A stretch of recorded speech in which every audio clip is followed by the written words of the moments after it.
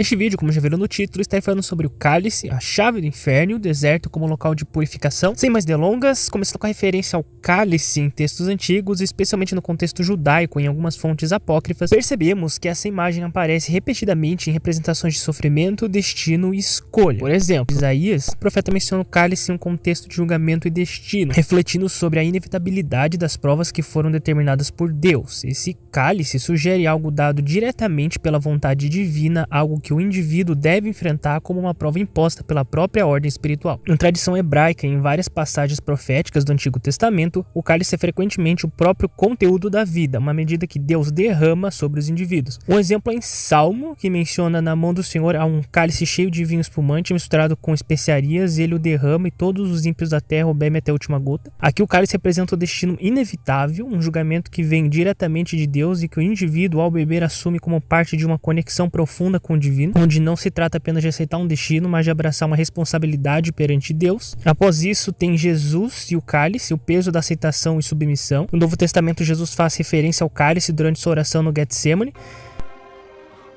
Oh, Pai, se for possível, afaste de mim esse cálice. Conforme narrado em Mateus: meu Pai, se for possível, afasta de mim este cálice, contudo não seja como eu quero, mas sim como tu queres. Esse momento representa o reconhecimento do peso máximo da sua missão. Aqui o cálice é a representação do destino de sacrifício extremo e do fardo espiritual que ele aceitou carregar para todos. O ato de beber o cálice representa então o cumprimento total do plano divino, uma aceitação completa e voluntária da vontade de Deus, mesmo diante da dor e da separação. Esse momento também encontra ressonância no livro de Isaías, onde o profeta fala sobre o cálice da ira de Deus, referindo-se a Jerusalém ao sofrimento como um julgamento. A aceitação desse cálice na tradição judaica em textos proféticos é a demonstração máxima de obediência e humildade. O cálice, portanto, não representa algo glorioso para o ser humano, mas sim um símbolo de submissão à vontade divina. O significado de beber o cálice é assumir a plenitude do destino. Beber o cálice, propriamente dito, tanto na tradição hebraica quanto nos textos apócrifos, implica aceitar a extensão completa de um plano maior, como em Jeremias, onde Deus ordena ao profeta que faça as nações beberem o cálice da sua ira, significando aceitar as consequências de um juízo merecido. Assim, ao beber o cálice, o indivíduo ou nação demonstra aceitação plena e confiança na justiça e propósito divinos, mesmo quando o sofrimento e as provações parecem incompreensíveis. O que representa para nós, em um nível pessoal, beber o cálice é reconhecer e assumir nossas próprias escolhas e responsabilidades. Esse ato de beber não é passivo, ele exige um reconhecimento de nossa própria mortalidade e limites, assim como de um alinhamento direto com a vontade divina. Em Salmos reflete isso ao dizer: o Senhor é porção da minha herança e do meu cálice, tu sustentas o meu destino. Assim, cada pessoa, ao beber seu próprio cálice, abraça as consequências e escolhas de vida,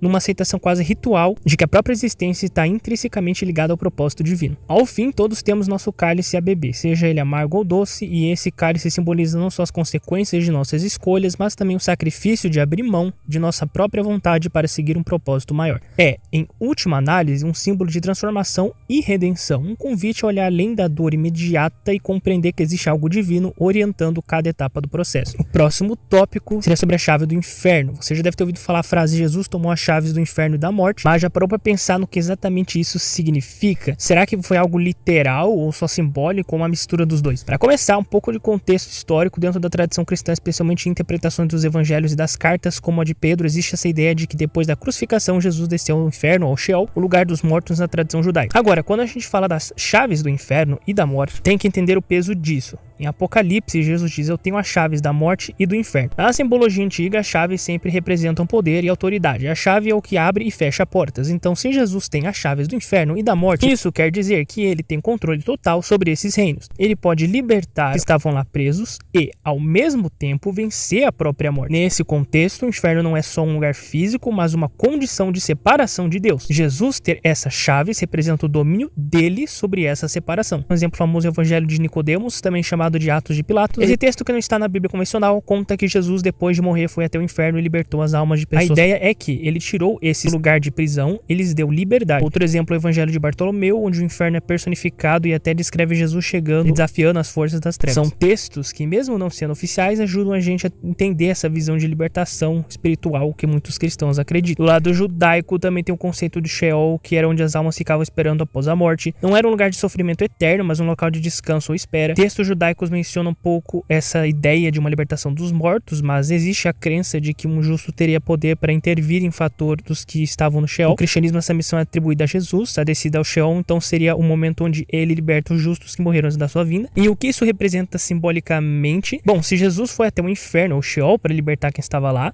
isso significa a vitória dele sobre a morte e a redenção dos pecadores. Até onde entendo, na minha visão, concepção e opinião, ele não desceu lá como um visitante qualquer, mas como alguém que foi para resgatar, para tomar controle e libertar. Por lógica, as chaves aqui são um símbolo dessa capacidade, o poder de abrir a porta do inferno e dar chance de vida eterna a quem estava condenado. Quando falamos que Jesus tem as chaves, isso simboliza o domínio total dele sobre a morte e sobre o medo, e até mesmo sobre a separação de Deus. Agora, para a gente entender o que isso significa hoje, é preciso ver o lado prático. Se Jesus realmente desceu ao inferno e tomou as chaves, então a morte não tem mais a palavra final. Ele venceu não só a morte física, mas também a morte espiritual.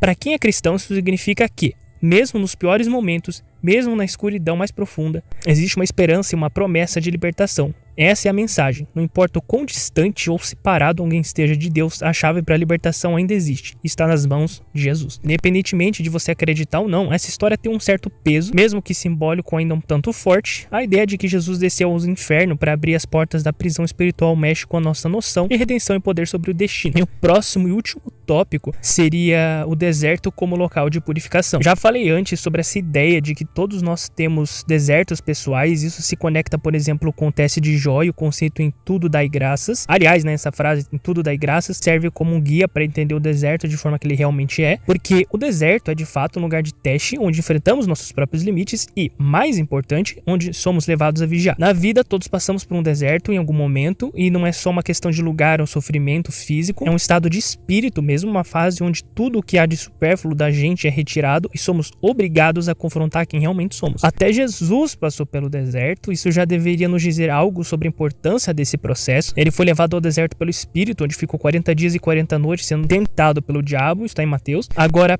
pensa, se até ele, que é o próprio Filho de Deus, precisou enfrentar o deserto, o que dizer de nós? No deserto, você não tem nada para se apoiar exceto sua fé. E mais, são nesses momentos de dificuldade, de teste, que a gente acaba ficando mais em vigia. Você percebe quando está sendo testado porque você naturalmente fica mais atento. Aliás, até aquele conceito de orar pelos seus inimigos, também em Mateus, se conecta com essa ideia. No deserto, aqueles que nos fazem mal acabam sendo usados para o nosso crescimento pessoal. Eles se tornam instrumentos que Deus permite em nossa vida para que a gente fortaleça nossa aliança com Ele. Então dá para entender por que o deserto tem uma importância tão grande. Ele é um lugar onde Deus permite que sejamos refinados. Jó também passou pelo seu deserto, foi testado até o limite e ainda assim manteve sua fé. Ele é um exemplo de como mesmo na dor podemos dar graças e continuar confiando em Deus. Por isso eu pergunto, é necessário que cada um de nós passe por um deserto nessa vida? E eu acredito que sim, porque é ali que somos preparados, que somos purificados. Cada provação, cada dificuldade enfrentada no deserto tem um propósito maior, mesmo quando a gente não entende na hora. E isso é para todos, é quase como uma escola espiritual. O deserto revela quem você realmente é, mas mais do que isso, ele também revela quem Deus é para você. E ele permite que essa experiência te molde para que ao final você saia dali mais forte e mais sábio, com uma fé que realmente te sustenta. O deserto é onde o ouro é provado pelo fogo,